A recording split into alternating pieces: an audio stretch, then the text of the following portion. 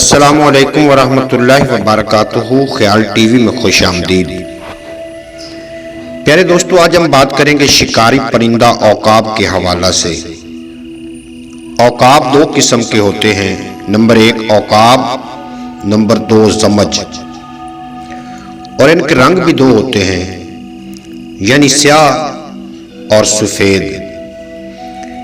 ان کے رہنے کی جگہ بھی مختلف ہیں، بعض عقاب پہاڑوں میں اور بعض صحرا میں، بعض جنگلوں میں اور بعض شہروں میں سکونت اختیار کرتے ہیں۔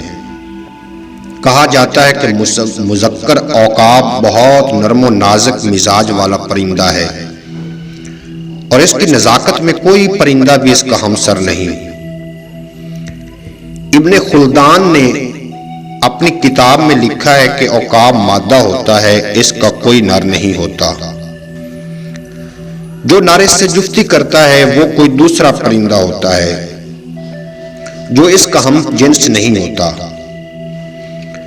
یہ بھی کہا جاتا ہے کہ نر لومڑی مادہ عقاب سے جفتی کرتا ہے۔ ابن خلدان کہتے ہیں کہ یہ بات بہت عجیب و غریب ہے،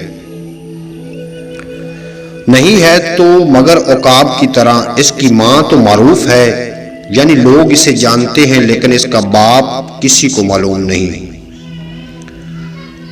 مادہ عقاب 3 انڈے دیتی ہے اور 30 دن تک ان انڈوں کو سیتی ہے، لیکن اس کے برعکس تمام شکاری پرندے 2 انڈے دیتے ہیں، اور ان کے انڈے سینے کی مدت 20 دن ہوتی ہے۔ جب عقاب کے بچے نکل آتے ہیں تو مادہ عقاب تیسرے بچے کو نیچے گرا دیتی ہے، کیونکہ اس کے لیے تیسرا بچہ پالنا مشکل ہوتا ہے، اور یہ مادہ عقاب کی قلت صبر کی وجہ سے بھی ہے۔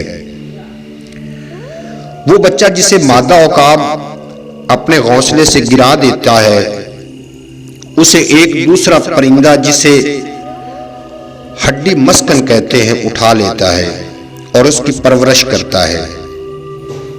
اس پرندے کی یہ خصوصیت بھی ہے کہ وہ ہر اس بچے کی پرورش کرتا ہے جس کو اس کی ماں پھینک دیتی ہے۔ عقاب جب کسی چیز کا شکار کرتا ہے تو اسے فوراً اپنے ٹھکانے پر نہیں لے جاتا، بلکہ وہ ایک جگہ سے دوسری جگہ منتقل کرتا رہتا ہے۔ عقاب صرف اور صرف بلند اور بالا مقامات میں ہی بیٹھتا ہے۔ جب عقاب پہلا شکار کرتا ہے تو وہ خرگوش کا شکار کرتا ہے، تو یہ شکار کی ابتدا ہوتی ہے۔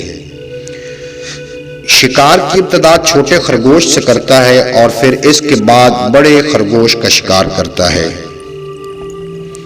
حتیٰ کہ شکار بڑے بڑے جانوروں کا بھی عقاب کرتا ہے۔ عقاب شکاری پرندوں میں سب سے زیادہ حرارت والا اور تیز حرکت والا واقع ہوا ہے۔ عقاب خشک مزاج بھی ہوتا ہے اور اس کے بازو، اس کے پر ہلکے ہوتے ہیں، اور یہ تیزی کے ساتھ پرواز کرتا ہے۔ اس کی تیز پرواز کا یہ حال ہے کہ اگر یہ صبح کو عراق میں ہے تو شام کے وقت یمن میں ہوگا۔ جب عقاب بھاری ہو جاتا ہے اور پرواز کے قابل نہیں رہتا تو عقاب کے بچے اس کو اپنی کمر پر سوار کر کے ایک جگہ سے دوسری جگہ منتقل کرتے ہیں۔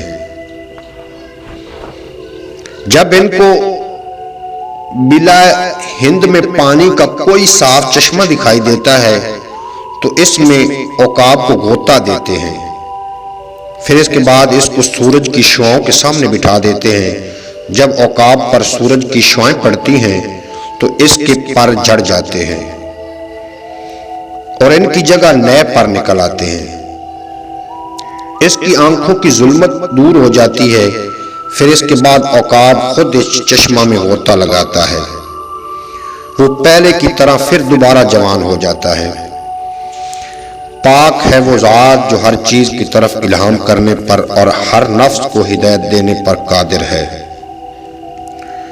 توحیدی نے کہا ہے کہ عقاب کی ایک عجیب و غریب خاصیت یہ بھی ہے کہ جو اللہ تعالیٰ نے اس کی طرف الہام کی ہے، جب یہ اپنے گردوں میں تکلیف محسوس کرتا ہے تو خرگوش اور لومڑی کا شکار کر کے ان کے گردوں کو کھا لیتا ہے تو اس کو فوراً شفا مل جاتی ہے۔